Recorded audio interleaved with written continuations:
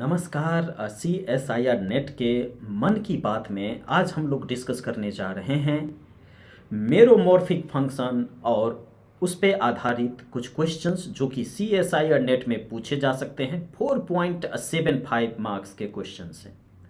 ठीक है, हम मेरोमॉर्फिक फंक्शन का एक ऐसा डेफिनेशन यहाँ पे डिस्कस करेंगे जिससे कि कोई भी कंफ्यूजन ना हो क्वेश्चन सॉल्व करने के दौरान। बहुत सारी किताबों में आप ये देख सकते हैं कि मेरोमॉर्फिक फंक्शन कहने का मतलब है वो फंक्शन जिसका सिंगुलरिटी सिर्फ पोल्स होगा।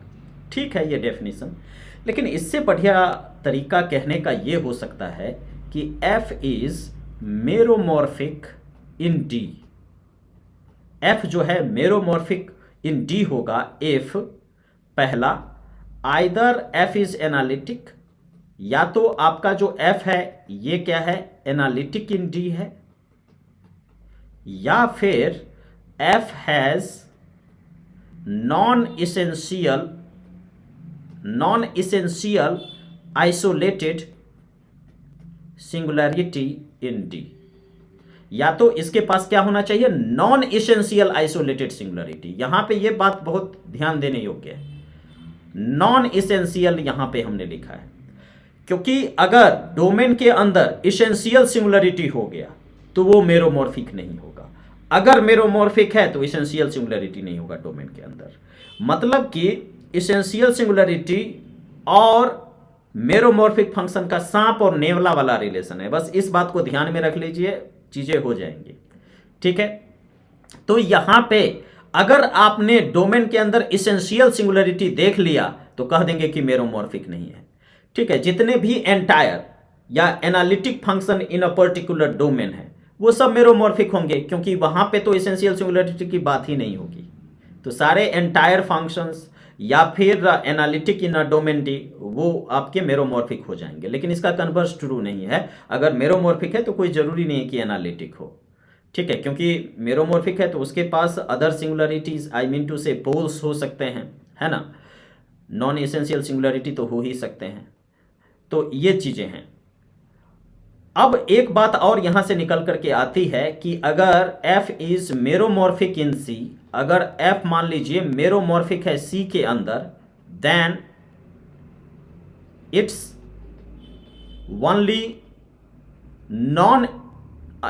Only essential singularity may exist at infinity.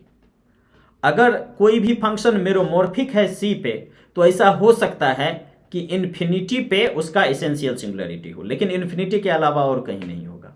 ठीक है, तो आइए कुछ सवाल को देखते हैं और चीजें क्लियर हो जाएंगी।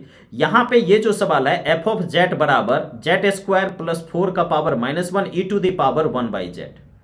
आप सब जानते हैं कि e to the power 1/z को आप कैसे लिख सकते हैं 1/z plus 1/z² factorial 2 plus 1/z³ factorial 3 and so on up till infinity. तो यहां पे z के क्या है इनफाइनाइटली, z के जो नेगेटिव पावर्स हैं उसकी संख्या इंफिनिटी में है। ठीक है, तो उससे क्या होगा कि z इज इक्वल टू 0 जो है ना ये आपका इसेंशियल सिंगुलरिटी हो जाएगा। z इज इक्वल टू 0 आपका इसेंशियल सिंगुलरिटी होगा। लॉरेंट एक्सपेंशन का जो प्रिंसिपल पार्ट वाला जो कैरेक्टराइजेशन है ना उसी से, अगर किसी एक्सपेंशन में z का नेगेटिव पावर की संख्या इनफाइनाइट इन नंबर है तो डेफिनेटली इसेंशियल सिंगुलरिटी होगा। तो z बराबर 0 इसेंशियल सिंगुलरिटी हो गया, और वो इसेंशियल सिंगुलरिटी z बराबर 0 तो C के अंदर आ जाएगा ना। तो C के अंदर एक इसेंशियल सिंगुलरिटी मिल गया तो कह देंगे कि ये मेरोमॉर्फिक नहीं है। फिर C इंफिनिटी कहने का क्या मतलब, ये है C यूनियन इंफिनिटी, तो 0 तो इसके अंदर भी है ना। तो इसके अंदर 0 है तो वो पॉइंट मिल गया जहां पे इसेंशियल सिंगुलरिटी है, तो ये भी नहीं होगा। लेकिन अगर हम C के अंदर से 0 को हटा दे तब जो डोमेन बचेगा उस पे तो कहीं पे इसेंशियल सिंगुलरिटी होगा ही नहीं, है ना। तो C विदाउट 0 में ये फंक्शन मेरोमॉर्फिक हो जाएगा। अब C विदाउट 1 कह रहा है तो अगर आप 1 को हटा भी दीजिए तब भी तो 0 रह ही गया, और 0 पे जो है क्या है इसेंशियल सिंगुलरिटी है। तो इसीलिए C विदाउट 1 पे भी इसका ये जो फंक्शन f है वो आपका मेरोमॉर्फिक नहीं होगा। कुछ और खूबसूरत मेरोमॉर्फिक फंक्शन से रिलेटेड क्वेश्चंस को देखते हैं। अगला जो सवाल है वो देख लीजिए आप, एफ ऑफ जेड बराबर ई का power Z upon Z square. तो यहां से आपको जेड बराबर 0,0 ये जो मिला, ये क्या मिला? Double pole. Double pole. कोई भी इसेंशियल सिंगुलरिटी मिला सी में? नहीं मिला। तो इसका मतलब है कि ये जो है ये आपका मेरोमॉर्फिक हो जाएगा सी में, क्योंकि जो सिंगुलरिटी मिला वो नॉन इसेंशियल है। उसके बाद सी विदाउट जीरो में पूछ रहा है मेरोमॉर्फिक होगा कि नहीं होगा। अगर सी में से जीरो हटा दें तब तो यह एनालिटिक ही हो जाएगा, और एनालिटिक जो है वो डेफिनेटली मेरोमॉर्फिक होता ही है। उसके बाद आपसे पूछ रहा है कि कॉट जेड के बारे में बताइए। तो जब आप बात करेंगे कॉट जेड की, तो एफ ऑफ जेड बराबर कॉट जेड को लिख दीजिए cos Z upon sine Z. ठीक है। अब यहां पे क्या कीजिए कि सिंगुलरिटी निकालना है, तो साइन जेड को कर दीजिएगा 0, और 0 जब कीजिएगा तो 0 क्या होता है? साइन एन पाई के बराबर होता है। तो यहां से जेड बराबर आपका क्या हो जाएगा? एन पाई, जहां पे एन आपका सेट ऑफ इंटीजर्स है। तो यहां पे आपको क्या मिला? जेड बराबर एन पाई। तो ये सब क्या है? आइसोलेटेड सिंगुलरिटी है। क्यों? क्योंकि जैसे देखिए एन बराबर 1 लीजिएगा तो पाई मिलेगा, एन बराबर 2 लीजिएगा तो फिर 2 पाई मिलेगा। तो ये सब आइसोलेटेड है, क्योंकि इसके स्मॉल नेबरहुड में कोई दूसरा सिंगुलरिटी नहीं ना है, इसके स्मॉल नेबरहुड में। ठीक है, तो कोई दूसरा सिंगुलरिटी, तो ये सब आइसोलेटेड सिंगुलरिटी है। ठीक है, 3 पाई। ठीक है, तो ये सब जो है आपको आइसोलेटेड सिंगुलरिटी कहने का मतलब पोल्स है, नॉन इसेंशियल है। ठीक है, तो सी के अंदर आप देखेंगे तो कहीं पे भी आपको सी के अंदर कहीं पे भी इसेंशियल सिंगुलरिटी नहीं दिखा। जो भी आपको मिला वो नॉन इसेंशियल सिंगुलरिटी मिला।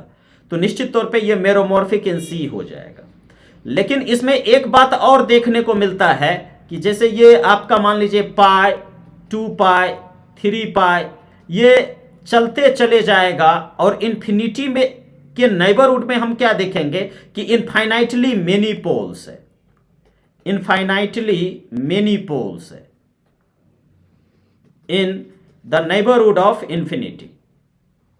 ठीक है, तो इंफिनिटी पे इस केस में क्या हो जाएगा? एक इसेंशियल सिंगुलरिटी हो जाएगा, non isolated essential singularity at infinity, ये आपको देखने को मिल जाएगा। और क्योंकि इंफिनिटी पे आपको इसेंशियल सिंगुलरिटी मिला ना, ठीक है, सी इंफिनिटी में तो सी यूनियन इंफिनिटी, इंफिनिटी वाला पॉइंट भी शामिल है। ठीक है, तो जब इस डोमेन में देखेंगे ना सी इंफिनिटी में, तब ये मेरोमॉर्फिक नहीं होगा। क्यों? क्योंकि इंफिनिटी पे तो इसेंशियल सिंगुलरिटी मिल गया, और जैसे ही इसेंशियल सिंगुलरिटी मिला तो मेरोमॉर्फिक गया। तो इसीलिए इसका जो आंसर होगा वो आपका ABC हो जाएगा। आई होप ये वीडियो आपको मतलब जो भी है, अगर अच्छा लगा या जैसा भी लगा, आप कमेंट सेक्शन में हमें बता सकते हैं। बहुत बहुत धन्यवाद। अगले मन की बात में क्या डिस्कस करें, इसको अगर आप कमेंट कर दीजिएगा तो अच्छा रहेगा। अदरवाइज हम मन की बात तो लेकर के आते ही रहेंगे। धन्यवाद।